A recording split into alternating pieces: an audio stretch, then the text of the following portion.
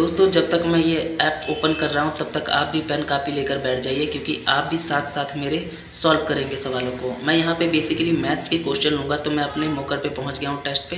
Railway के exam निकालते यहाँ से आरआरबी एनटीपीसी प्रीलियम सिलेक्ट कर लिया।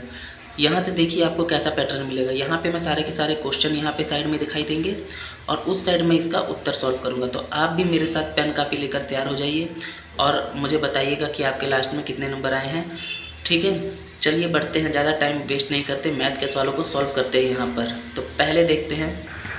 तो हमारा पहला सवाल है, if the difference between mean and median is 3 and the mode is 1 then what will be the value of mean. अगर मीन और मीडियन के डिफरेंस कितना है 3 और मोड की वैल्यू 1 मिली है तो वैल्यू क्या होगी मीन की, ये बताना है। तो जो गिवन है वो लिख लेते हैं। गिवन क्या है हमारे पास? हमारे पास है मीन एंड मीडियन का डिफरेंस। तो हम लोग क्या लिखेंगे?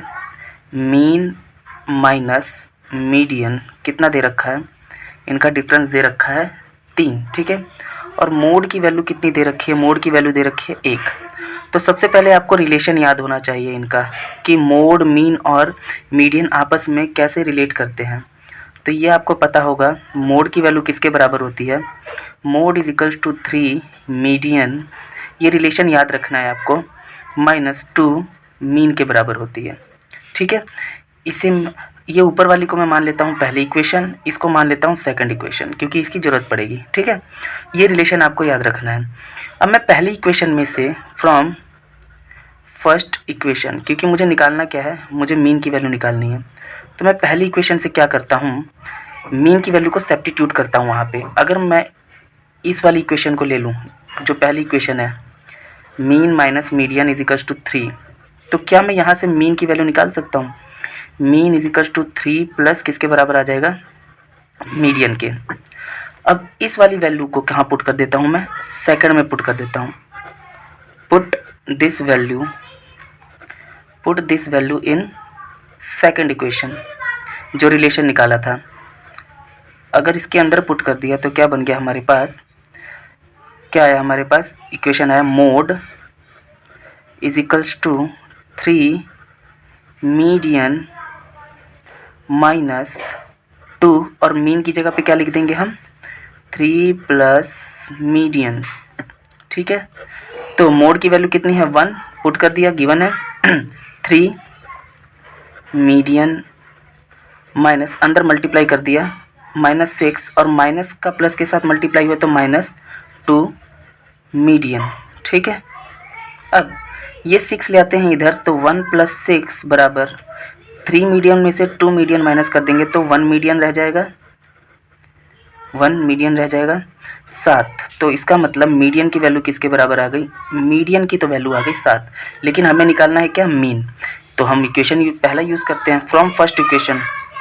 फ्रॉम फर्स्ट हमारे पास है मीन माइनस मीडियन किसके बराबर है? 3 के। तो हमारे पास मीडियन की तो वैल्यू आ गई 7। अगर मीडियन की वैल्यू 7 है तो मीन की वैल्यू क्या होनी चाहिए कि 3 आए? ऑफ कोर्स 10 होगी, तभी तो हमारे पास आएगा ना 3। या आप इसे x मानकर भी कर सकते हैं। अगर आप इसे x मानते हैं तो x इज इक्वल्स टू 7 + 3, तो मीन की वैल्यू यहाँ पे क्या आ जाएगी? तो मीन किसके बराबर बन जाएगा? मीन बराबर 10 के आ जाएगा, ठीक है। यहाँ से आपका उत्तर निकल के आ जाएगा।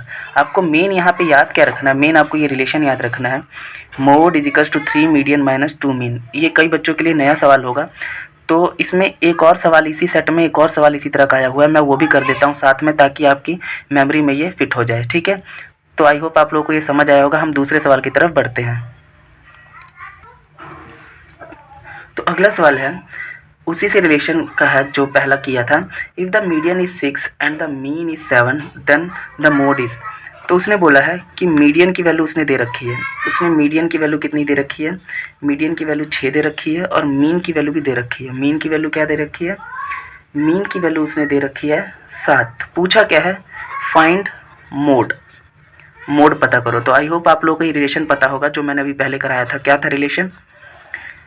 हर सवाल के तरह, जो भी सवाल इस तरह से रिलेटेड आएगा तीनों का, आपको यही रिलेशन यूज़ करना है, mode equals to 3 median minus 2 mode, ठीक है। तो मोड की वैल्यू क्या है मुझे पता नहीं, तो मैं इसे मोड ही लिख देता हूँ क्योंकि मुझे यही निकालना है। 3 मीडियन, 3 मीडियन कितना है, मीडियन 6 है, मीडियन की जगह 6 पुट कर दीजिए, -2 सॉरी यहाँ पे मीन आएगा, मीन, ठीक है। 2 इंटू मीन की वैल्यू कितनी है 7, यहाँ पे आप पुट कर दीजिए, तो क्या बन जाएगा, मोड इक्वल्स टू 3 और 6 को मल्टीप्लाई किया 18 माइनस 2 और 7 को मल्टीप्लाई किया 14, तो मोड की वैल्यू कितनी निकल के आ गई, तो मोड की वैल्यू निकल के आ गई 4। तो इसके लिए मोड की वैल्यू क्या होगी 4, जो कि उसका आंसर होगा। मेन आपको ये रिलेशन याद रखना है, जिससे 2 सवाल इसी एक ही सेट में 2 सवाल इसके साथ के बने हुए हैं।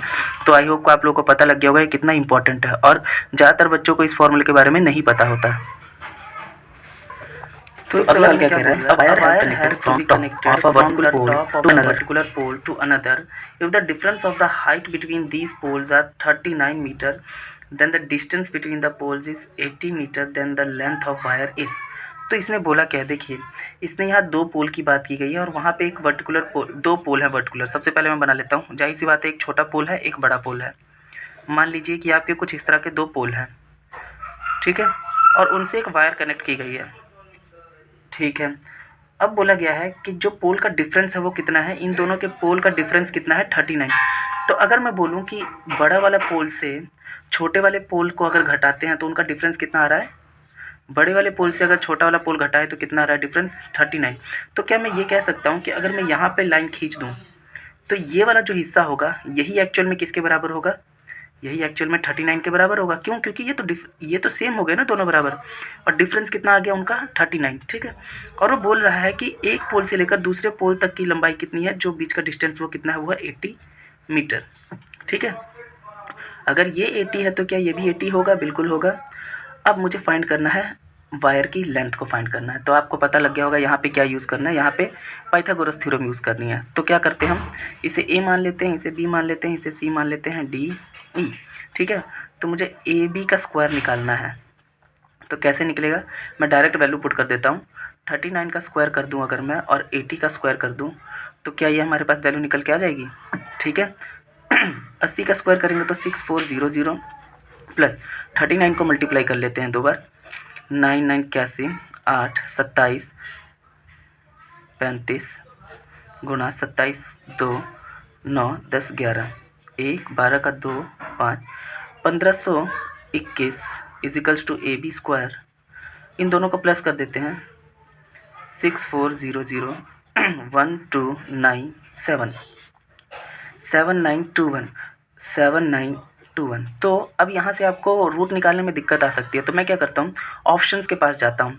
तो ऑप्शंस में मेरे क्या है, 67 है, 78 है, 89 है, 86 है। देखिए लास्ट में 1 चाहिए मुझे, तो अगर मैं 67 के पास जाऊँ तो लास्ट में 9 बनेगा, अगर स्क्वायर करूँ 7 का तो 9, तो ये तो पॉसिबल ही नहीं है। सेकंड 8 है लास्ट में 78, तो 8 का अगर करूँ लास्ट में देखो तो ये तो 4 बन जाएगा लास्ट में, तो ये भी पॉसिबल नहीं है। 89 9 9 था 81, तो लास्ट में 1 आ रहा है। चलो इसको चेक करते हैं, क्या 89 को 89 से मल्टीप्लाई करने पे ये आता है, देख लेते हैं। 89 मल्टीप्लाई 89 81 8 8 9 72 और 8 कर देंगे 80 गुणा 8 9 72 7 64 65 66 67 68 69 70 71 71, तो 1297। देखिए ये बन गया, इसका मतलब इसका रूट कितना आएगा, उसका रूट आएगा 89, और यही इसका उत्तर होगा 89। तो इसका उत्तर क्या होगा, 89 इसका उत्तर होगा। आई होप आप लोगों को ये सवाल समझ आ गया होगा। अभी इसमें कोई एंगल उंगल की बात नहीं थी, डायरेक्ट सिर्फ पाइथागोरस से ही करना था। और जो डिफरेंस बोला था आपको यहीं पे ट्रिक लगानी थी, क्योंकि उसने बोला था इन दोनों के बीच का डिफरेंस, तो आपने यहाँ लकीर खींच के जो डिफरेंस होगा एक्चुअल में, जो जितनी लेंथ ज़्यादा होगी बड़ी की वही तो होगा, और ये 80 को यहाँ पे करके आपको यहाँ से वैल्यू निकाल लेनी थी। आई होप आप लोगों को सवाल समझ आया होगा। अब हम बढ़ते हैं अपने अगले सवाल की तरफ। तो यहाँ पे मिला क्या है, हमें सब कुछ लिख लेते हैं। सबसे पहले डायमेंशंस, लेंथ कितनी मिली है हमें, लेंथ मिली है यहाँ पर हमें 37.5, साथ में ब्रेथ कितनी मिली है, ब्रेथ हमें मिल रखी है 22.5, और हाइट कितनी मिली हुई है, हाइट हमें मिल रखी है कितनी, हाइट मिली हुई है हमें 17.5, ठीक है।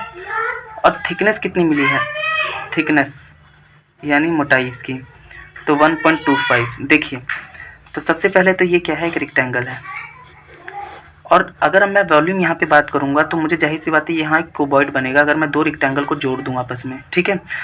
अगर इसकी थिकनेस यहाँ पर भी 1.25 है, इसकी थिकनेस यहाँ पर भी 1.25 है, थिकनेस 1.25, थिकनेस 1.25, इस हाइट के केस में भी थिकनेस 1.25 होगी। तो क्या मुझे यहाँ पे ओरिजिनल लेंथ निकालनी पड़ेगी?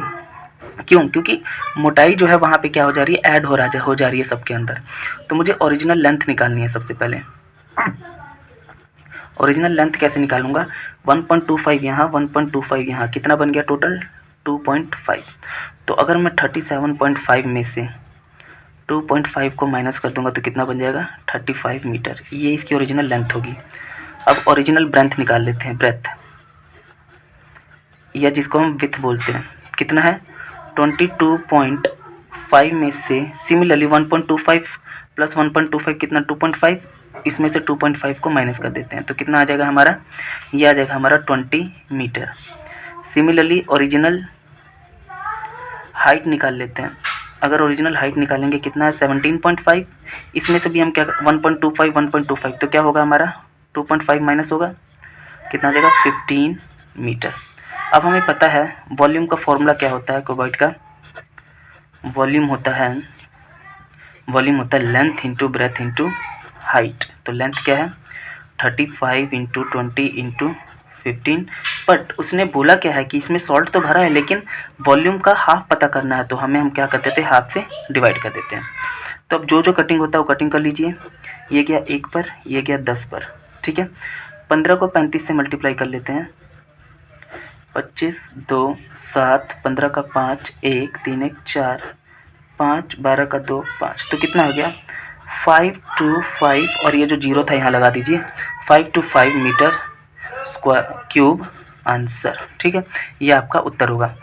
यहाँ पे बस जब भी आपको थिकनेस दिख जाए ना तो उसको हमेशा 2 से मल्टीप्लाई करके उसको ओरिजिनल बनाने के लिए माइनस कर दीजिए, जो भी लेंथ ब्रेथ और हाइट दी होगी, तो उससे आपका ओरिजिनल लेंथ ब्रेथ और हाइट निकल के आ जाएगा, ठीक है। उसके बाद उसके आपके डायमेंशंस पुट करके वहाँ से आप उसकी वॉल्यूम निकाल लीजिए। क्योंकि यहाँ पे सॉल्ट भरा गया है लेकिन उसका हाफ वॉल्यूम फाइंड करने के लिए बोला था, इसलिए मैंने हाफ से उसको मल्टीप्लाई कर दिया है। आई होप आप लोगों को समझ आ गया होगा। तो अगले सवाल में क्या बोला है?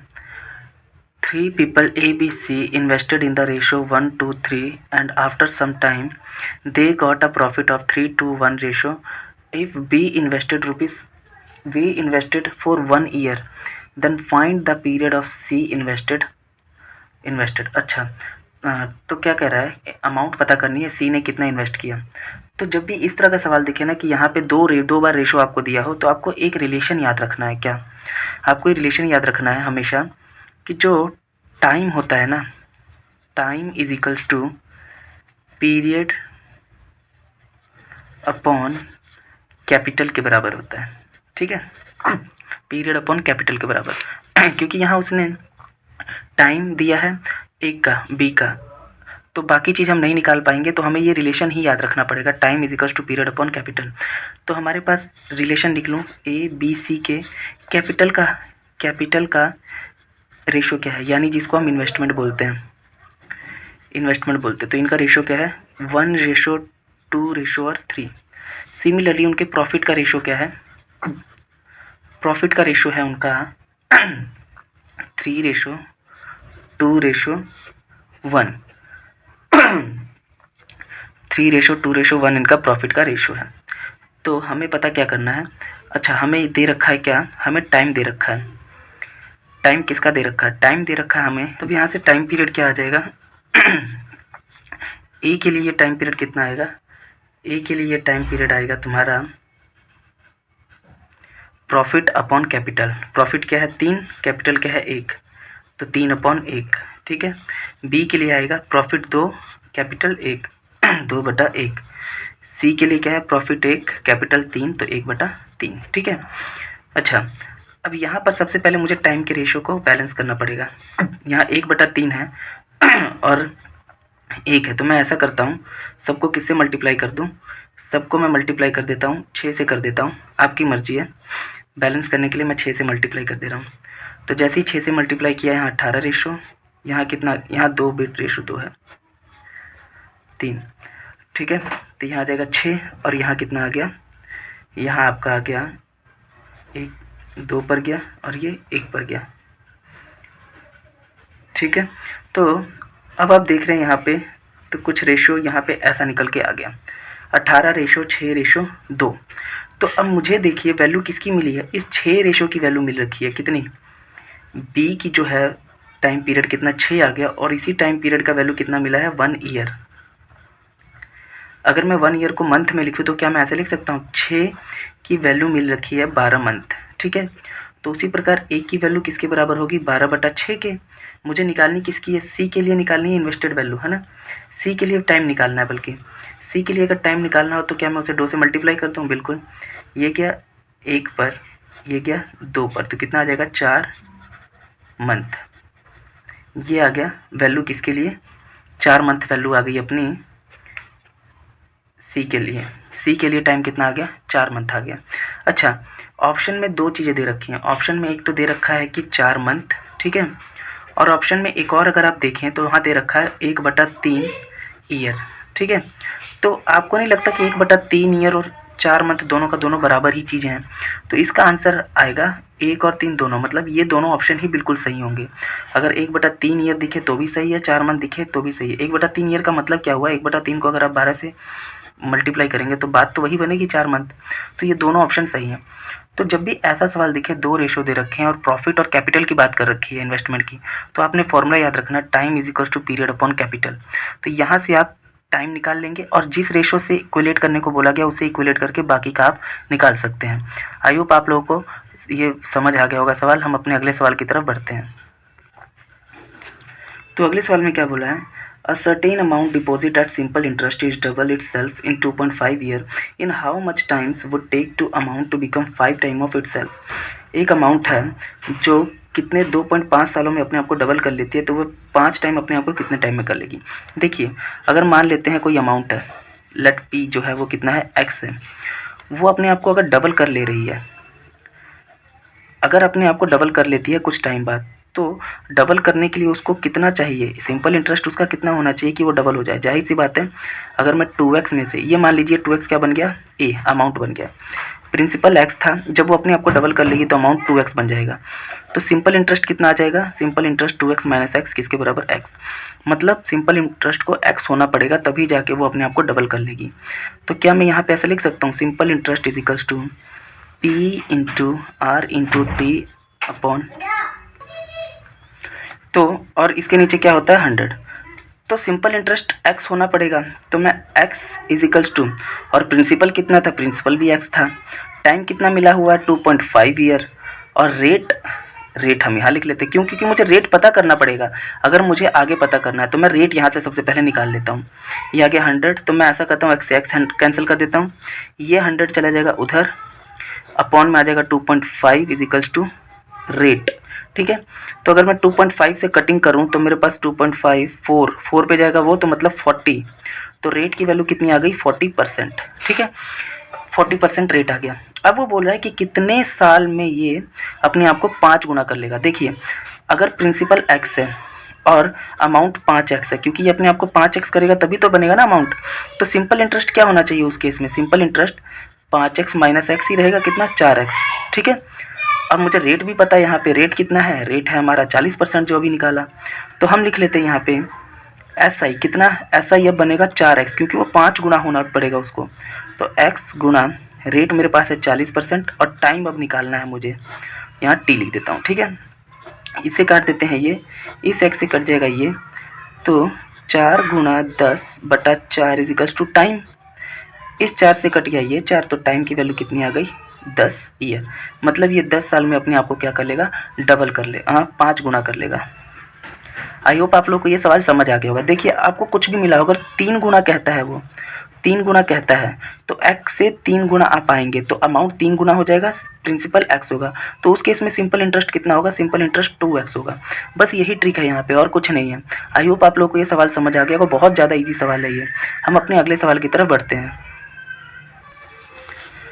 तो इस क्वेश्चन में क्या मिला, देखिए, a man runs as 5 kilometre per hour for 6 hours and 4 kilometre per hour for 12 hour, what is its average speed, average speed find करनी है, ठीक है। तो आपका एवरेज स्पीड के लिए एक फॉर्मूला भी होता है, लेकिन मैं अगर नॉर्मली करूँ बिल्कुल बेसिक से, तो क्या करेंगे हम, सबसे पहले डिस्टेंस निकाल लेते हैं। डिस्टेंस 1 क्या होगा, डिस्टेंस किसके बराबर होता है, स्पीड इंटू टाइम के बराबर, ठीक है। उसी प्रकार मैं यहाँ पे डिस्टेंस 2 निकाल लूँगा, वो किसके बराबर होगा, स्पीड 2 इंटू टाइम 2। तो डिस्टेंस 1 जब निकालेंगे तो स्पीड किसके बराबर है, पहले 5 किलोमीटर, और टाइम कितना है, 6 घंटे ले रहा है, तो ये 30 किलोमीटर इसका क्या आ गया, डिस्टेंस। सेकंड अगर मैं डिस्टेंस 2 निकालूँ तो ये क्या कर रहा है, ये 4 किलोमीटर की स्पीड से 12 घंटे चल रहा है, तो कितना, 48 किलोमीटर दूरी तय कर रहा है। तो टोटल डिस्टेंस किसके बराबर आ गया, ये आ गया हमारे पास 78 किलोमीटर। अब हम क्या निकालते हैं, एवरेज स्पीड। स्पीड किसके बराबर होती है, स्पीड होती है डिस्टेंस अपॉन किसके बराबर होता है, टाइम के बराबर। तो टोटल डिस्टेंस है 78, और टाइम देखिए कितना है, पहले में वो ले रहा है 6 घंटे, पहले में वो कितना टाइम ले रहा है, 6 घंटे, और दूसरे में कितना ले रहा है, 12 घंटे, तो 18 घंटे ले रहा है टोटल। 18 को 78 से डिवाइड कर दीजिए, तो कितना आ गया, देखिए 78 18। तो अगर आप करेंगे तो सबसे पहले 3 पर 54 और 4 पर 18 इंटू 4 32 2, तो 4 पे 4 पॉइंट, एक ही ऑप्शन है यहाँ पे 4 पॉइंट कितना आसपास जा रहा है, 72, मतलब 4.3 इसका क्या होगा, आंसर होगा। ऑप्शन से ही पता लग गया, अगर आपको करना है तो आप चेक कर लीजिए। देखिए 78 18, 4 पर कितना गया, देखिए 18 पर इसका जाता है 72, ये देखिए 4 2 3 72 जाता है, यहाँ पे कितना रह गया 60, अब 3 पे जाएगा 54, तो 4.3 इसका उत्तर आ जाएगा, ठीक है। तो आप ये बेसिक से भी कर सकते हैं इसको, पहले आप टोटल डिस्टेंस निकाल लीजिए, फिर टोटल डिस्टेंस अपॉन टाइम किसके बराबर होता है, स्पीड के बराबर होता है। एवरेज स्पीड किसके बराबर, टाइम डिस्टेंस अपॉन स्पीड के बराबर आ गई। तो आई होप आप लोगों को ये समझ आ गया होगा। बहुत ज़्यादा इजी सवाल था, इसमें बस बहुत बेसिक से करना था, तो आपका सवाल ईजिली हो जाता। तो अगला सवाल भी स्पीड, डिस्टेंस और टाइम से ही है। क्या कह रहा है, इस तरह के सवाल बहुत पूछे जाते हैं। क्या है, a train 200 long running at 54 km per hour at what the time second will it passes the man who is running at the 5 meter per second in the same direction। देखिए पहले केस में तो इसने 54 kilometre per our की बात की है, लेकिन बाद में उसने बात की है 5 मीटर पर सेकंड, और आंसर जो है वो हमें मीटर पर सेकंड में ही निकालना है, सेकंड में ही निकालना है। तो सबसे पहले तो आपको ये पता होना चाहिए कि जब एक ट्रेन है, ठीक है, और एक व्यक्ति है, जब ये एक दूसरे के साथ भागते हैं, मान लीजिए इसकी स्पीड भी इधर है, इसकी स्पीड भी इधर है, तो उस केस में क्या होता है, ये देखिए ये ट्रेन है, ये एक व्यक्ति है, जब ये एक ही डायरेक्शन में भागते हैं तो उस केस में क्या होता है, उस केस में स्पीड जो होता है वो क्या होता है, स्पीड ऐड हो जाता है, हाँ स्पीड हो जाता है माइनस, घट जाता है, ठीक है। लेकिन अगर ये ट्रेन है और ये व्यक्ति है, दोनों अलग अलग डायरेक्शन, मान लीजिए इस डायरेक्शन में, ये इस डायरेक्शन में, तो इनकी स्पीड क्या हो जाती है, इनकी स्पीड हो जाती है प्लस हो जाती है, अगर ऑपोजिट डायरेक्शन हो तो। ये बेसिक कॉन्सेप्ट है जो आप लोगों ने पढ़े होंगे, तो मैं यहाँ पे बेसिक कॉन्सेप्ट नहीं करा रहा, मैं यहाँ पे मॉक करा रहा हूँ, तो इसीलिए आप लोगों को जरूरी है कि आप लोगों को ये पता होना चाहिए। तो मैं यहाँ पे सॉल्व करता हूँ। एक ट्रेन है 200 metre long, running at 54 kilometre. देखिए तो अगर मुझे पता क्या करना है, मुझे पता करना है टाइम, तो टाइम किसके बराबर होता है, time is equals to distance upon speed. तो टाइम डिस्टेंस कितना, देखिए जो ट्रेन की जो लेंथ होती है वही एक्चुअल में क्या होती है, यहाँ पे डिस्टेंस होती है। तो अगर मैं यहाँ पे 200 लिख लूँ, ठीक है, 200 लिखता हूँ, और टाइम 200 लिख लूँ, और यहाँ पे नीचे स्पीड, अच्छा जो स्पीड मिली है वो ट्रेन की 54 किलोमीटर पर आवर मिली है, और हमें तो निकालनी है किसमें, मीटर में निकालनी है, और व्यक्ति की भी मीटर में दे रखी है। तो मैं ऐसा करता हूँ, सबसे पहले 54 किलोमीटर को मीटर में चेंज कर लेता हूँ, मीटर पर सेकंड। तो क्या करूँगा, मैं इसको डिवाइड कर दूँगा 5/18 से, ठीक है। तो ये गया 1 पर, ये गया 3 पर, तो कितना आ गया, 15 मीटर पर सेकंड आ गया ट्रेन की स्पीड। प्लस, क्योंकि यहाँ पे क्या होगा, माइनस होगा, क्यों, क्योंकि व्यक्ति की स्पीड यहाँ माइनस होगी, दोनों एक ही डायरेक्शन में जा रहे हैं, और स्पीड कितनी है उसकी 5 किलोमीटर, तो यहाँ लगा दीजिए 5, ठीक है। तो टाइम कितना आ गया, देखिए मैंने इसको यहाँ पे 54 मिला था, मैंने इसको मीटर पर सेकंड में चेंज किया, जैसे ही किससे डिवाइड करके 5/18 से। अगर मीटर से किलोमीटर में चेंज करना होता है तो 18/5 यूज़ करते हैं। तो यहाँ 15 आ गया। अब क्योंकि एक ही डायरेक्शन में दोनों जा रहे थे तो स्पीड है यहाँ पे नीचे, तो 15 माइनस ये व्यक्ति की स्पीड, ये ट्रेन की स्पीड मीटर पर सेकंड में, तो कितना आ गया 200/10। अगर इस 10 से ये कट जाएगा तो मेरा कितना आ जाएगा, टाइम आ जाएगा 20 सेकेंड अब यहाँ पे 20 सेकंड आएगा, ठीक है, उत्तर कितना आ जाएगा 20 सेकंड। तो आई होप आप लोगों को ये कॉन्सेप्ट पहले से पता होंगे, अगर नहीं भी पता तो मैंने बेसिक बता दिया। अगर एक ही डायरेक्शन में दो व्यक्ति चल रहे हैं या ट्रेन चल रही है तो क्या होगा, वो तुम्हारा स्पीड जो हो जाएगा माइनस हो जाएगा। अगर ऑपोजिट डायरेक्शन में जा रहे हैं तो स्पीड क्या हो जाएगा, प्लस हो जाएगा। टाइम निकालना था, मैंने डिस्टेंस अपॉन स्पीड कर दिया। डिस्टेंस वही जो ट्रेन का जो लेंथ होगा वही डिस्टेंस होगा एक्चुअल में। और साथ में क्या करेंगे हम लोगों को, अगर मीटर में मिला है तो अगर किलोमीटर में मिला है मीटर में चेंज कर दिया, क्योंकि आंसर भी मीटर में ही पूछा गया है, ठीक है। तो आई होप आप लोगों को ये चीज़ समझ आ गई होगी।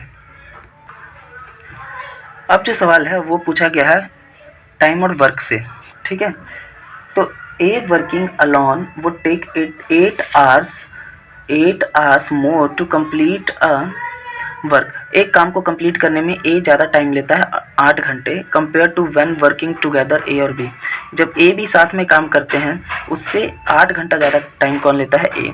सिमिलरली अगर बी काम करता है तो 18 घंटे ज़्यादा लेता है as compare to A plus B जब साथ में काम करते हैं।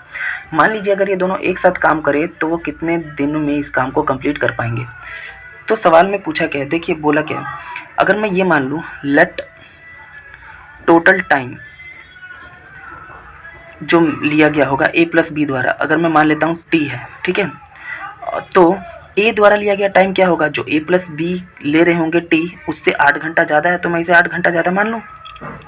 और बी कितना ले रहा है, बी टाइम से कितना ज़्यादा ले रहा है, 18 घंटे ज़्यादा ले रहा है, ठीक है। तो अभी अगर मैं ये मान लूँ कि टोटल वर्क कितना है, यहाँ पे आपको टोटल वर्क मानना पड़ेगा क्योंकि वरना काम ख़राब हो जाएगा। टोटल वर्क मैं मान लेता हूँ 1, ठीक है। अगर टोटल वर्क ए है तो क्या मैं एफिशिएंसी निकाल सकता हूँ, इनकी एफिशिएंसी निकाल सकता हूँ। एफिशिएंसी क्या होता है, एफिशिएंसी किसके बराबर होता है, वर्क अपॉन टाइम के बराबर होता है। एफिशिएंसी आपने पढ़ा होगा। तो ये वर्क कितना है टोटल 1 और टाइम ए के लिए निकालते हैं। एफिशिएंसी ए के लिए निकालूं तो टाइम कितना लगता है T/8। सिमिलरली बी के लिए निकालूं एफिशिएंसी तो क्या बनेगा, total work upon total time. Time कितना है T + 18 घंटे ज़्यादा ले रहा है, ठीक है। अब यहाँ पे मेरे पास वर्क का फॉर्मूला क्या होता है, वर्क होता है टाइम इंटू एफिशिएंसी, ठीक है। तो टाइम तो मेरे को पता है एक्चुअल कितना है T, और एफिशिएंसी दोनों की कितनी आई है 1 + 1/8, और यहाँ प्लस कर देता हूँ 1 + T + 18। ये ए और बी की एफिशिएंसी, और ये वर्क किसके बराबर है, टोटल 1 के बराबर, ठीक है। ये कुछ इस तरह की इक्वेशन आपके सामने बन के तैयार हो जाएगी। तो अब इसे सॉल्व कर दीजिए। अगर मैं इंटरनल इसको सॉल्व करता हूँ तो मेरे पास कुछ ऐसा आएगा, देखिए। तो यहाँ पे मेरे पास आ जाएगा T + 8 T + 18, यहाँ पे आ जाएगा T + 18, एलसीएम लिया है और कुछ नहीं किया मैंने, T + 8 सॉल्व कर दिया। अब मैं क्या करता हूँ, इस यहाँ पे छोड़ देता हूँ, इस T + 18 को T + 8 को यहाँ लेके आता हूँ क्रॉस मल्टीप्लाई करके। इससे पहले मैं इसे क्या कर लेता हूँ, यहाँ लिख लेता हूँ T + 8 T + 18, और उधर मेरे पास क्या रह जाएगा, यहाँ T है, उधर मेरे पास रह जाएगा T, बाहर है T + 18 + T + 8, ठीक है। तो चलिए पहले इसे सॉल्व कर लेते हैं। इधर तो मल्टीप्लाई करना पड़ेगा मुझे, यहाँ आ जाएगा T² + 18T + 8T + 18 × 8 144 144 = ये अंदर सॉल्व करते हैं, T का 2T + 18 और 8 कितना हो जाएगा 26। ये आ गया सॉल्व करके यहाँ पे, ठीक है। अब देखिए T² प्लस यहाँ पे आ गया 26T + 144 = यहाँ आ गया 2T² प्लस T को अगर 26 से मल्टीप्लाई करूँगा 26T। देखिए यहाँ भी 26T है, यहाँ भी 26T है, दोनों को कैंसिल कर दीजिए, ठीक है। अब यहाँ 2T², यहाँ T², तो अगर मैं T² को उधर जाके माइनस कर दूँ तो क्या मेरे पास कल्ला T² रह जाएगा, 2T से माइनस किया तो बिल्कुल, और यहाँ बन जाएगा 144। अब देखिए T अगर मैं 144 का रूट करता हूँ तो कितना आएगा, ±12, ठीक है। लेकिन हमें माइनस तो लेना नहीं है तो प्लस का ही लेंगे, तो टाइम की वैल्यू कितनी आ जाएगी 12 घंटे। तो 12 आवर्स क्या आ जाएगा, टाइम की वैल्यू आ जाएगी। आई होप आप लोगों को ये समझ आ गया होगा। मैंने कुछ नहीं किया, बेसिक फॉर्मूले से ही किया है। टोटल टाइम मान लिया कि एक्चुअल टाइम T होगा, मान लेते हैं। ए से लगने वाला टाइम T + 8 होगा, बी से लगने वाला टाइम टी प्लस 18 होगा। टोटल वर्क को ए अज्यूम किया है, माना है यहाँ पे, ठीक है। एफिशिएंसी किसके बराबर होती है, वर्क अपॉन टाइम, तो ए की एफिशिएंसी निकल आएगी 1/t+8। 1 क्या है, total time upon total work, B की भी निकाल ली। अब वर्क होता है work is equal to time into efficiency, time ये रही, एफिशिएंसी दोनों की ये रही, दोनों को जब सॉल्व करते हैं तो हमारे पास टाइम की वैल्यू कितनी आती है, 12, ठीक है। तो आई होप आप लोगों को ये सवाल समझ आ गया होगा। अगला सवाल फिर से वर्क और टाइम के ऊपर ही है, तो देखते हैं क्या सवाल में पूछ रहा है। A takes 8 day to complete a work, A कितना टाइम ले रहा है, ए 8 दिन ले रहा है किसी एक काम को कंप्लीट करने में। B takes 3/4 of the time A, B जो है ए का 3/4 काम टाइम ले रहा है। अगर ए ले रहा है 8 दिन तो बी उसका 1 कितना, तो बी उस यहाँ लिख लेता हूँ, अगर ए ले रहा है 8 दिन तो बी कितना ले रहा है, 3/4 हिस्सा ले रहा है कितने का, ए का, 3/4 हिस्सा ले रहा है ए का। तो कितना ले रहा होगा टाइम, ये क्या 1 पर ये 2 पर कितना 6 दिन। तो ये आपको यहाँ पे ऐसे निकालना पड़ेगा, ठीक है। मैंने स्टेटमेंट के हिसाब से ही सारा किया। तब ले लेते हैं एलसीएम, कितना जगह 24 ले लूँ, बिल्कुल 24 ले लेता हूँ। यहाँ गया 3 पर एफिशिएंसी, यहाँ 2 एफिशिएंसी। अब वो कह रहा है कि ए प्लस बी अगर आपस में मिलकर काम करेंगे तो कितने दिनों में करेंगे, तो लिख लेते हैं ए प्लस बी। टोटल टाइम कितना है, तो वर्क किसके बराबर, टाइम किसके बराबर होता है, वर्क अपॉन एफिशिएंसी। वर्क कितनी है 24, एफिशिएंसी दोनों की कितनी आ गई 3 + 2, तो यहाँ आ गया 24/5, 3 प्लस सॉरी यहाँ पे 4 आएगा, 24 को 6 से डिवाइड करेंगे तो 4 आएगा, मैंने यहाँ ध्यान नहीं दिया, ठीक है। तो 3 + 4 कितना आ गया 7, तो इसका उत्तर आएगा 24/7 डेज, ठीक है। देखिए कुछ नहीं किया, जो स्टेटमेंट में बोला था ए 8 दिन में काम करता है और बी जितना दिन ए काम करता है उसका 3/4 हिस्से में काम करता है दिनों में। 3/4 दिन कर दिया तो 6 दिन आ गया, दोनों का एलसीएम लिया तो 24। एफिशिएंसी निकालने के लिए क्या करते हैं, वर्क अपॉन टाइम को डिवाइड कर देते हैं। वर्क कितना है, टाइम इतना है, तो 3, इसका कितना आ गया 4। टोटल वर्क साथ में करेंगे तो क्या होगा 24, और कितने की एफिशिएंसी 3 + 4 की एफिशिएंसी मतलब 24/7, इसका उत्तर आ जाएगा, ठीक है। आई होप आप लोगों को समझ आएगी, ये तो पहले से भी ज़्यादा इजी सवाल था, ठीक है।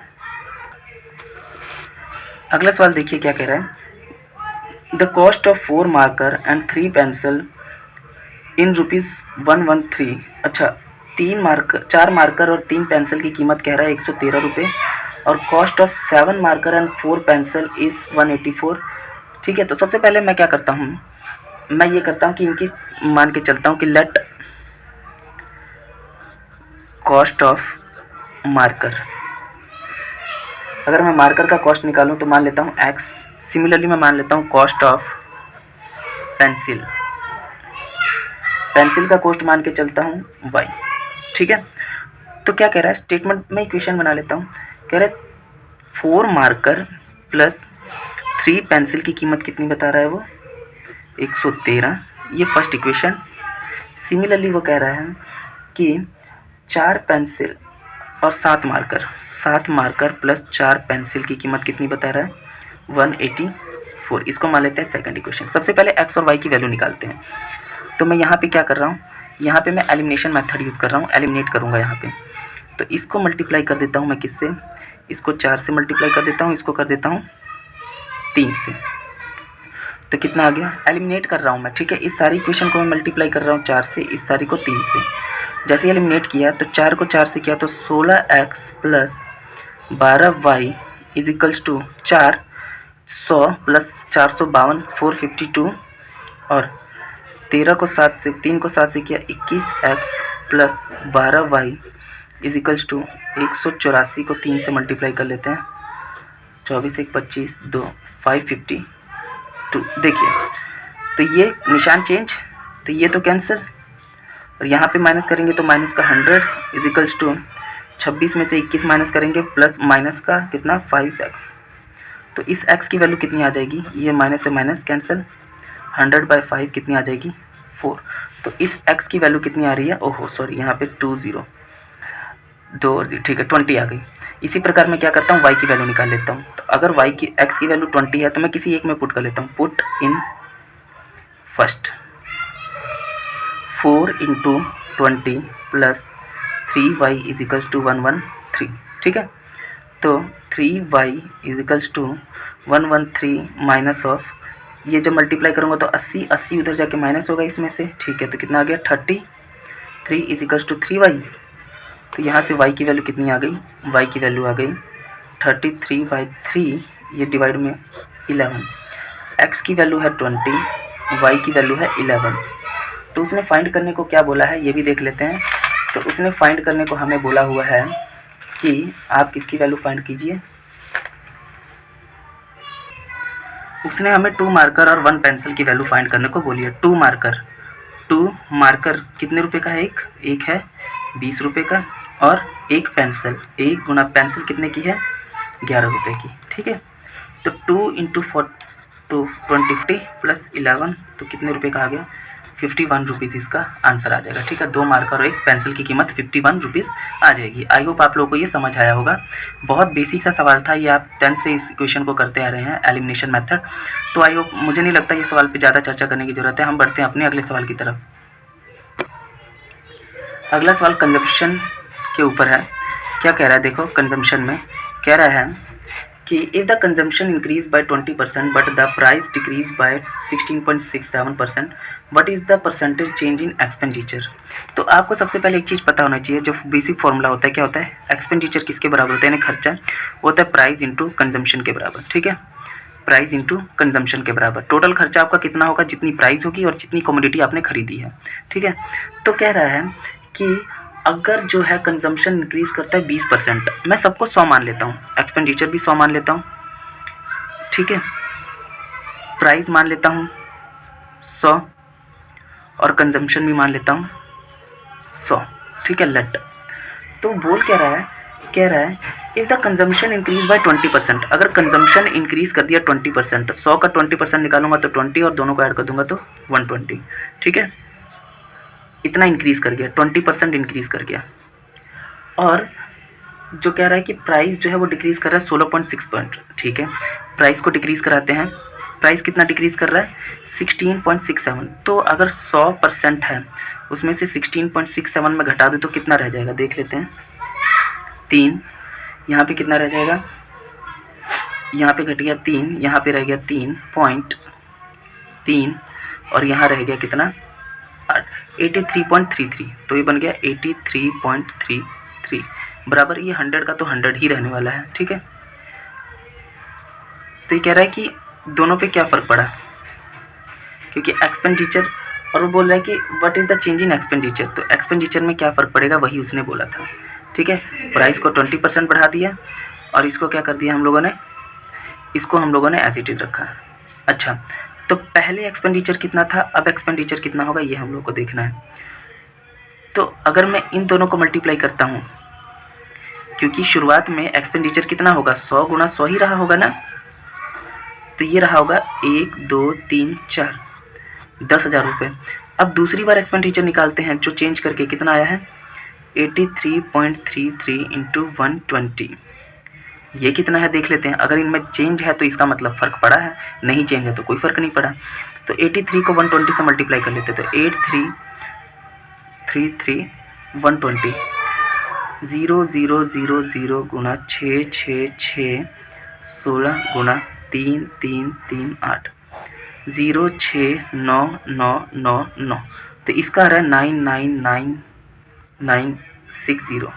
कितने अक्षर छोड़ के पॉइंट है 2। तो देखिए फ़र्क कितना पड़ा है, ऊपर है 10,000, नीचे है, देखिए मैं कुछ नहीं कर रहा, प्राइस और कंजम्पशन को ही मल्टीप्लाई कर रहा हूँ, क्योंकि टोटल एक्सपेंडिचर तो इसी के बराबर आने वाला है ना। इन दोनों को मल्टीप्लाई करूँ, इन दोनों में देखना है हमें क्या फ़र्क पड़ रहा है, ठीक है। एक्सपेंडिचर का फ़र्क तो तभी पड़ेगा ना जब इन दोनों का मल्टीप्लाई देखेंगे हम।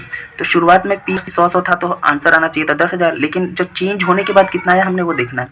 तो फ़र्क कितना पड़ा है पता है, 0.40 रुपये का। क्या इतना वैल्यू मायने रखता है, मुझे नहीं लगता। तो यहाँ पे आंसर आपका नो चेंज ही आएगा, ठीक है, क्योंकि 0 रुपये 40 पैसे, तो इसका मुझे नहीं लगता कि कोई उस पर फ़र्क पड़ेगा। 0.4% का कोई फ़र्क पड़ेगा नहीं, इसीलिए यहाँ पे नो चेंज ही आपका उत्तर आएगा। इस ऑप्शन में आपको नो चेंज जो दिख रहा है वही इसका उत्तर बनने वाला है, ठीक है। आपको ये फॉर्मूला याद रखना है, expenditure is equals to price into consumption. I hope आधे ज़्यादा बच्चों को तो ये पता होगा, और नहीं पता होगा तो आप यहाँ से सीख सकते हैं। चलिए हम अपने अगले सवाल की तरफ बढ़ते हैं। अगला सवाल है एवरेज का। क्या कह रहा है, the average of first 11 multiple of 13, 11 multiple of 13 मतलब 13 के 11 गुणज का एवरेज। तो 13 के 11 गुणज, पहला होता है 13, दूसरा 26, ये आपको लिख सकते हैं आप, कोई बात नहीं, मैं भी आपको लिख के बता देता हूँ।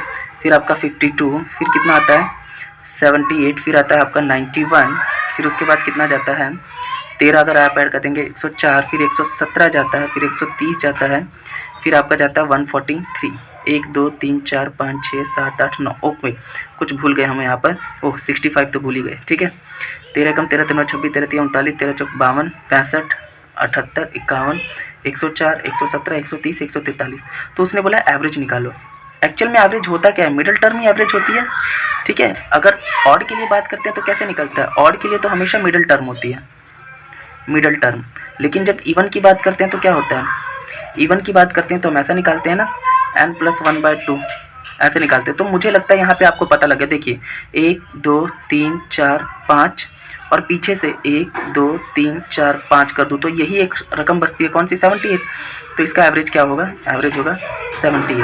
आप यहाँ पे प्लस करने मत बैठ जाइए, 13 को 26 में प्लस कीजिए, फिर 39 को 52 को नहीं, आप सीधा मिडिल टर्म को आंसर लिख सकते हैं एवरेज, क्योंकि मिडिल टर्म ही एवरेज होती है यहाँ पे, ठीक है। तो इसका आ जाएगा 78, उसका उत्तर आ जाएगा।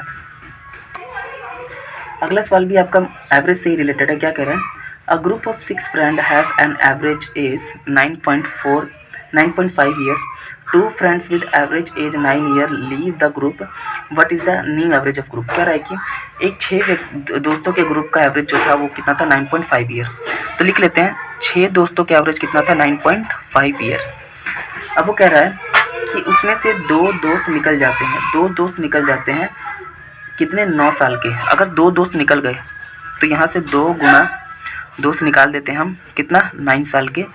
तो उनका न्यू एवरेज क्या है वही बताना है, ठीक है। तो सबसे पहले देखिए 6 दोस्तों का एवरेज 9.5 था, उसमें से 2 दोस्त निकल गए 9 ईयर के, अब नया एवरेज क्या है यही बताना है। और व्यक्ति बच कितने गए हैं अब टोटल, एक्चुअल में अब कितने व्यक्ति बच गए हैं ये हम लोग बाद में कर लेंगे, पहले इसको सॉल्व करते हैं। 9.5 को 6 से मल्टीप्लाई करते हैं, 30 3 54 57, तो कितना आ जाएगा 57 माइनस ऑफ 18, 57 में से 18 माइनस कर दीजिए, 17 में से 8 काटा कितना आ गया 9, 4 में से 39, तो ये आ गया 39, ठीक है, ये आ गया 39। अब ये जो 39 है, अब बच्चे कितने हैं, अब कितने बच्चे व्यक्ति, अब जो दोस्त हैं कितने बच्चे रह गए हैं उनसे ही डिवाइड होगा ना। तो अब बचे हैं यहाँ पर केवल 4 व्यक्ति, ठीक है, 2 तो चले गए, 4 बच्चे हैं। तो 39 को 4 से डिवाइड कर दीजिए, कितना आ जाएगा, तो आपका आ जाएगा, तो पहले तो ये आपका जाएगा कितना 9 पर 36, फिर लग जाएगा 0.30, तो मतलब 7 पर अप्रॉक्स 9.7 कहीं ऑप्शन दिख रहा, 9.75 है, तो इसका मतलब इसका उत्तर क्या होगा 9.75। तो इसका उत्तर होगा, बिल्कुल बेसिक सा सवाल है एवरेज का। 6 व्यक्तियों का एवरेज इतना था, उसमें से इतने चले गए। आप ये भी कर सकते थे, क्या कर सकते थे 18 टोटल 18 माइनस कर सकते थे, और कितने व्यक्ति 4 को 18 से अगर आप दे देते हो भी, लेकिन वो स्मार्ट अप्रोच है, आप बेसिक से भी करेंगे तो बहुत ईजिली निकल जाएगा, ठीक है। आई होप आप लोगों को समझ आ गया होगा।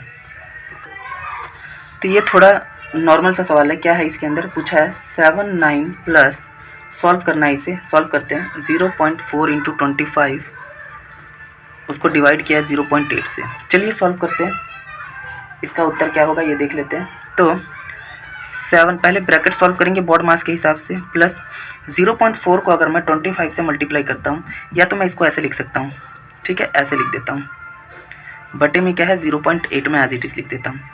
तो ये गया 2 पर, ये गया 5 पर, ये गया 1 पर, ये गया 2 पर। तो 79 प्लस 2 को 5 से किया 10, डिवाइड है 0.8, ठीक है। तो 79 में 10 करके तो 89 डिवाइड 0.8, तो क्या बना 89, 0.8 से डिवाइड करना है। तो इसको थोड़ा सा इवेल्युएट करके लिख लेता हूँ, इसको मैं थोड़ा सा, ठीक है, सिंप्लीफाई कर देता हूँ। तो 89, तो 8/10 लिख सकता हूँ इसे, या मैं इसको ऐसे लिख सकता हूँ 89 मल्टीप्लाई 10/8, ठीक है। तो ये बन जाएगा 890/8 के बराबर आ जाएगा। अब इसे कर देते हैं हम कटिंग, तो क्या आएगा 1 पर गया 8, फिर 1 पर गया 8, फिर 1 पर गया 8.111 पॉइंट समथिंग, 2 हाँ 25 ऑप्शन है बिल्कुल, फिर यहाँ पे आप टिक कर सकते हैं। देखिए ऑप्शन देखना आपका बहुत ज़रूरी है क्योंकि इससे आपका समय बचता है, ठीक है। तो मैं इसीलिए यहाँ ऑप्शन देख के भी कर रहा हूँ। तो देखिए 79 प्लस ये मुझे मिला हुआ था। जब मैं कटिंग करने लग गया तो मुझे जब दिख गया कि 111 पॉइंट समथिंग कुछ है, तो मैंने ऑप्शन में देखा कि ऐसा कुछ है वहाँ पे, मैंने डायरेक्टली वहाँ पे कर दिया, ठीक है। तो आपका आंसर वहाँ पे लगभग सही ही होगा, आप इतना टेंशन मत लीजिए वहाँ पे, क्योंकि अगर आपका 1 सेकंड भी बचता है तो बहुत ज़रूरी है वहाँ पे। आई होप आप लोगों को ये समझ आ गया होगा। अगला सवाल भी सिंप्लीफिकेशन से रिलेटेड है। क्या सवाल है देखिए, सवाल है 44/17 प्लस 42/102 मल्टीप्लाई किया गया 22/63 से, ठीक है। एलसीएम ले लेते हैं। 102 17 से किया 6 को करेंगे 44 से, 44 × 6 तो 24 2 26 264 प्लस 101 को 42 से किया, इतना आ गया, ठीक है। 264 प्लस 42 6 0 और 1 306, तो यहाँ आ गया 306/102, साथ में मल्टीप्लाई है 22/63, ठीक है। यहाँ पे 102 2 के टेबल पे काटेंगे तो ये गया 1 1 पे, ये गया 5 1 पे, 51 is 6, ये गया 1 पर, ये गया 6 पर। अब और कटिंग करके देखते हैं तो क्या आ गया, ये 3 के टेबल पे 2 1 पर, ये 3 के टेबल पे 2 पर, तो कितना आ गया 22/21 इसका उत्तर। ऑप्शन है, बिल्कुल है। तो 22/21 इसका उत्तर आ गया। आई होप आप लोग को ये समझ आया होगा। बहुत ईजी सवाल था, सिंप्लीफिकेशन था। हम आगे सवाल पर बढ़ते हैं। आइए अगला सवाल करते हैं। अगले सवाल में क्या बोला है देखिए, अगले सवाल में बोल रहा है 3n459 एक n की वैल्यू हमें यहाँ पे फाइंड करनी है, जो कि डिविजिबल कितने के लिए, 3 के लिए। तो आप लोगों को पता है 3 के लिए अगर कोई डिविजिबल होता है तो उसका कंडीशन क्या होता है।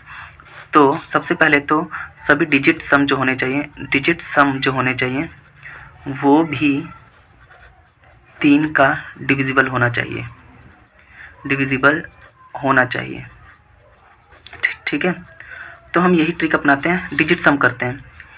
3 + n + 4 + 5 + 9, तो 9 तो 3 के टेबल पे जाएगा, 5 और 4 को क्लियर किया तो भी 3 पे जाएगा और 3 भी 3 पे जाएगा। तो n की मैं क्या क्या वैल्यू पुट कर सकता हूँ, n की मैं 3 पुट कर सकता हूँ, बिल्कुल कर दूंगा, कोई दिक्कत नहीं है। n की मैं 6 भी कर सकता हूँ, हाँ। n की मैं 9 भी पुट कर सकता हूँ।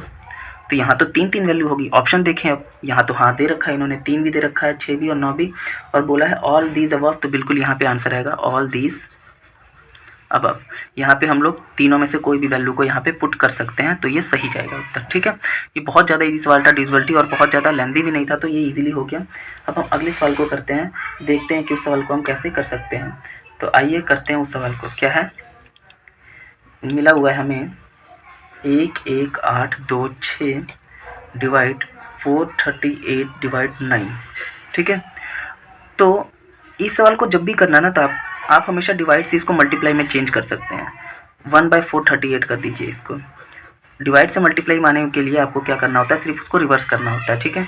मैंने इसे रिवर्स कर दिया। अब जो चीज़ें कटिंग होती है आप कटिंग कर दीजिए। तो कटिंग करके देखते हैं क्या 9 के टेबल पर जा सकता है, तो देख लेते हैं। 9 8 9 10 18 बिल्कुल जाएगा। 9 के टेबल में ये 1 पर जाएगा। 9 का डिविजिबिलिटी कैसे चेक करते हैं, अगर 9 यूनिट डिजिट भी, अगर जो डिजिट सम है वो भी क्या जाएगा, अगर 9 पे जाएगा तो वो 9 के ऊपर जा रहा होगा, ठीक है। 9 के पहाड़े में 1 पर गया तो 2 8, 3 पर गया 27, 1 2, 1 पर गया 9 और 4 पर गया, ठीक है, ये आ गया। अब 338 है और 1314 है, तो एक बार मैं ट्राई करके देखता हूँ कितने पे, एक बार मैं इसे 3 पे ट्राई करके देखता हूँ। 438 × 3 करके देखता हूँ, क्योंकि लास्ट में कितना है 24, तो 8 या 24 हो सकता है। 10 11 1 12 1 13, बिल्कुल ये गया 1 पर, ये गया 3 पर, तो उत्तर कितना आ गया 3, इसका आंसर आ गया।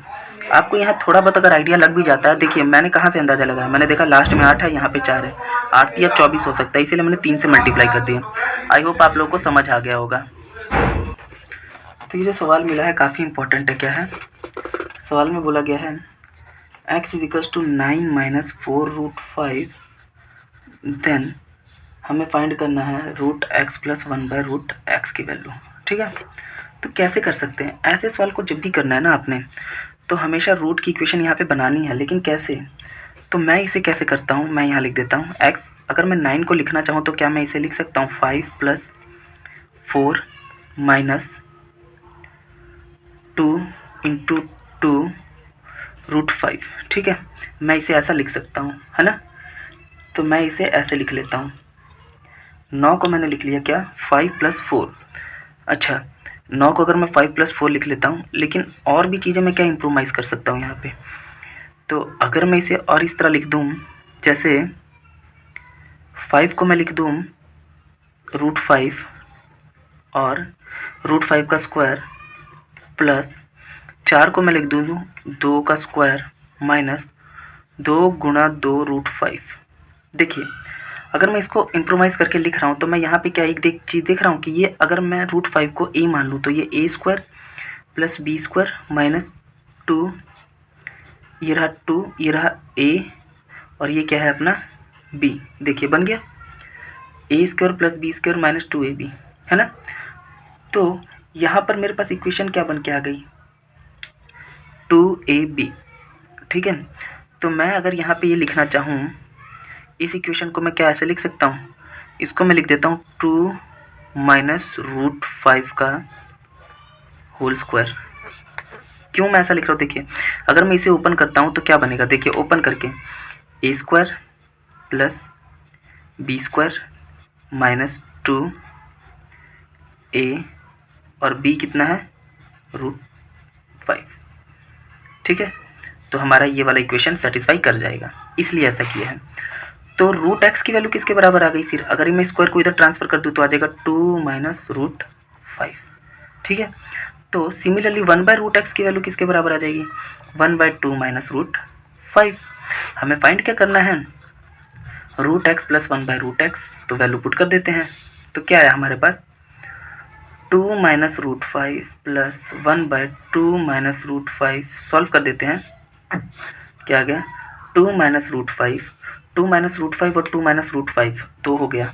तो क्या यही वैल्यू आ जाएगी ऊपर, 2 - √5 का whole square plus 1 as it is, LCM लेके सॉल्व करते हैं। 2 - √5 सॉल्व किया तो यहाँ आ गया a² + b² माइनस 2ab, तो सीधा 4√5 लिख देता हूँ प्लस 1, ठीक है। कितना आ गया 9 और 1 कितना आ गया 10 - 4√5 अपॉन 2 - √5। देखिए अभी भी यहाँ पर कुछ क्लियर नहीं हुआ, तो मैं क्या करता हूँ, इसको रैशनलाइज कर देता हूँ।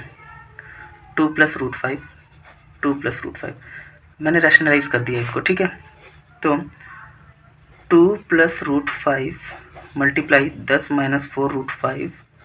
Similarly a + b a - b कितना आ गया, a + b a - b तो आ गया 4 - 5, ठीक है।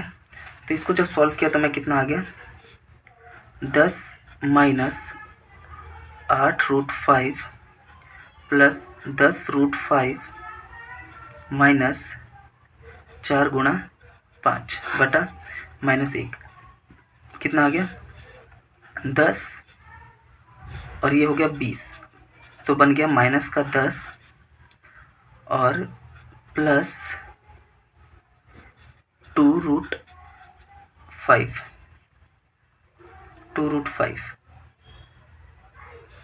यहाँ 20, wait a² + b² a² + b² minus 2ab, okay. Multiply किया 20, ओके। यहाँ पे 20 आना था, मैंने यहाँ गलत कर दिया, ठीक है। 10 लिख दिया यहाँ पे 20, तभी कहूँ ये तो कट और तो कोई ऑप्शन बचता नहीं यहाँ पे। तो यहाँ पे क्या आएगा, यहाँ पे देखिए यहाँ 20 गलती हो गई, मिस्टेक्स हो गया, यहाँ पे मिस्टेक हो गया। 20 माइनस 8√5 प्लस 10√5 माइनस 20 अपॉन -1। तो क्या कर लेते हैं यहाँ पे आ गया मेरा 20 में से 20 तो 0 और यहाँ बन गया मेरा 2√5 अपॉन -1। तो यहाँ मेरा तो -√25 आ रहा है, कहीं ना कहीं मैंने कुछ गलती की होगी, ये आप एक बार चेक कर लीजिएगा, ठीक है। मैंने कहीं ना कहीं गलती की है, देखूँ क्या 2√5 ऑप्शन में है कहीं, हाँ है, तो बिल्कुल 2√5, तो मैं 2√5 यहाँ पे ऑप्शन में लगा देता। अगर मेरे से यहाँ पे कोई गलती हुई है तो प्लीज़ कमेंट करके मुझे बताएं कि क्या गलती हुई है, ताकि मैं उसको सुधार सकूँ। बाकी स्टाइल इसका ये करने का यही रहेगा। अगला सवाल है, if the ratio of two number is 31:41 and their HCF is 3 then what is their LCM। तो उसने बोला है दो नंबर हैं 31 और 41 उनका रेशियो है, ठीक है, और उनका HCF कितना है 3, LCM फाइंड करना है। तो ऐसे सवालों को आप डायरेक्ट कुछ मत कीजिए, मेरा मानना है इन तीनों को ही आपस में मल्टीप्लाई कर दीजिए, आपका LCM निकल जाएगा। जैसे मैं कह रहा हूँ, देखिए 31 को पहले 41 से मल्टीप्लाई कर दिए, 1 3 4 12 1721, ठीक है। अब इस 1721 को किससे मल्टीप्लाई कर दीजिए 3 से, इंटू 3 21 का 1 2 6 2 8 और 3, तो उत्तर आ गया 3813। देखिए जब भी ऐसे सवाल आए LCM से LCM पता करना तो आप डायरेक्ट मल्टीप्लाई कर दीजिए, आपका उत्तर आ जाएगा। देखिए 83815 है ऑप्शन में, आंसर है। लेकिन मैं आपको एक फॉर्मूला बताता हूँ, तो क्या होता है LCM into HCF is equals to number 1 first number और साथ में क्या होता है मल्टीप्लाई ऑफ सेकंड नंबर। ये एक यूनिवर्सल फॉर्मूला होता है, ठीक है। मान लीजिए आपको LCM फाइंड करना है, HCF मिला है, तो आप क्या करेंगे LCM इधर रख देंगे, HCF को कहाँ ले जाएंगे नंबर 1 इंटू नंबर 2 बटा HCF नीचे ले जाएंगे। सिमिलरली आपको HCF फाइंड करना है तो आप LCM नीचे ले जाएंगे, ठीक है। बाकी ये आपको बहुत ईजी सवाल था ये करने के लिए, तो मैंने इस पर ज़्यादा दिमाग नहीं लगाया और मल्टीप्लाई करके सॉल्व कर दिया, ठीक है। अब यहाँ पे आ गया डाटा इंटरप्रिटेशन का सवाल। क्या पूछ रहा है यहाँ पे, देखिए आपको इमेज दिख रही होगी। यहाँ पे इसने बोला है अदर का दे रखा है, इलेक्ट्रिसिटी का दे रखा है, क्लॉथ दे रखा है, सेविंग दे रखा है और फूड दे रखा है। तो पहला क्वेश्चन है what is the central angle of degree represent the sector of electricity. देखिए इलेक्ट्रिसिटी का पूछा है। सबसे पहले तो इलेक्ट्रिसिटी का है कितना, आप ये देख लीजिए, इलेक्ट्रिसिटी का है 20%। तो एंगल निकालने के लिए क्या होता है, एंगल ऑफ सेक्टर निकालने का फॉर्मूला होता है जितना आपको परसेंटेज दिया है, ठीक है, उसको आप कर दीजिए 100 से डिवाइड, मतलब परसेंटेज को ही ओपन कर दीजिए, उसको मल्टीप्लाई कर दीजिए 360 से, बस इतना ही करना है। ये 0 से ये 0 कट गया, 0 से ये 0 कितना आ गया 72 डिग्री, मतलब पहले का उत्तर कितना आ गया 72 डिग्री। परसेंटेज को ओपन करके 360 से मल्टीप्लाई, बस, ठीक है। अब आते हैं दूसरे में, वो क्या पूछ रहा है, the ratio of income distribution of cloth to the other, cloth to the other. तो पहले क्लॉथ देखिए, क्लॉथ्स का कितना पूछा हुआ है इसने, क्लॉथ्स का दे रखा है 15% और अदर का कितना दे रखा है, अदर का 18%। अगर मैं इसको ओपन भी करता हूँ, देखिए 100 लगा के, तो 100 से तो 100 कट जाएगा, और ये कितने पर, 3 के टेबल में 5 पर, ये 3 के टेबल में 6 पर। क्लॉथ का अदर से पूछा था, ये रहा क्लॉथ, ये रहा अदर, तो ऊपर आंसर कितना आ गया 5:6 इसका उत्तर आ गया। ये तो 2 हो गए। तीसरा करते हैं, how much percentage saving sector is more, saving का सेक्टर कितना ज़्यादा है या कम है क्लोथ से। तो पहले सेविंग का देखते हैं है कितना, सेविंग वाला कितना दे रखा है, सेविंग उसने दे रखी है 12% और क्लॉथ कितनी दे रखी है, क्लॉथ दे रखी है उसने 15%। तो पहले ध्यान देना है कि किस पे पूछा है। देखिए सेविंग सेक्टर पूछा है उसने मोर देन और less than of cloth, cloth से, तो क्लॉथ आएगा नीचे, सेविंग कम है, कितना कम है 3% कम है, उसको कर दीजिए गुना 100 से, ठीक है। ये गया 1 पर, ये गया 5 पर, ये गया 1 पर, ये गया 20%, तो कितना आ गया 20% उत्तर, ठीक है। अब आगे देखते हैं,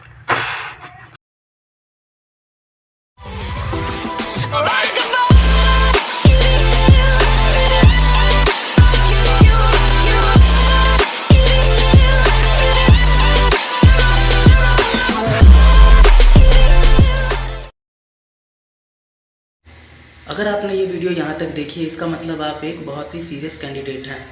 तो मैं उम्मीद करता हूँ कि आप लोगों को ये वीडियो बहुत अच्छी लगी होगी। अगर अच्छी लगी है तो प्लीज़ इसे लाइक, शेयर और सब्सक्राइब जरूर करें चैनल को, ताकि हमारे आने वाली हर वीडियो आप तक पहुँच जाए। दोस्तों ये जो ऐप है मोकर ऐप, इसमें आप फ्री में कहीं भी मॉक टेस्ट लगा सकते हैं। इसमें आपको 1 रुपये भी देने की ज़रूरत नहीं है।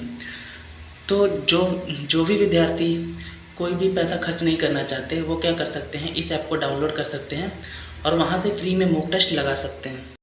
ये बहुत बेस्ट प्लेटफॉर्म है। और जो आपने जो भी क्वेश्चन अभी तक अटैम्प्ट किए सारे प्रीवियस ईयर ही हैं। ये 2019 प्रीवियस ईयर क्वेश्चन है आरआरबी एनटीपीसी का। उसके बाद तो एग्ज़ाम हुए भी नहीं है, तो 2019 का ही लेटेस्ट है ये एक तरीके से।